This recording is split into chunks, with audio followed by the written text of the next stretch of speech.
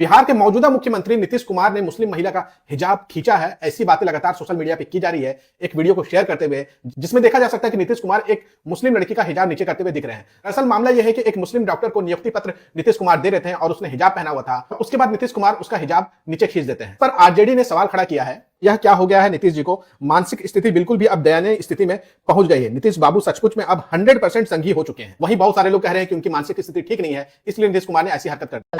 तो रुको जरा, सबर करो। बिहारेर मुख्यमंत्रीके जान থেকে মাইরে দিতে হবে, এরকম কুত্তা মুখ্যমন্ত্রী দরকার নাই।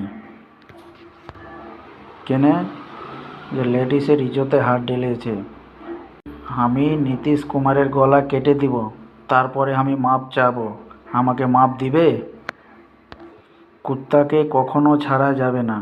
কুত্তাকে যতক্ষণ ধরে থাকবে ততক্ষণ সোজা, তারপরে টেঁড়া টেঁড়াই থাকবে। একে জান থেকে মেরে দিতে হবে, আর না তো মুখ্যমন্ত্রীদের সাসপেন্ড করতে হবে। কুত্তার শাস্তি হলো এটাই।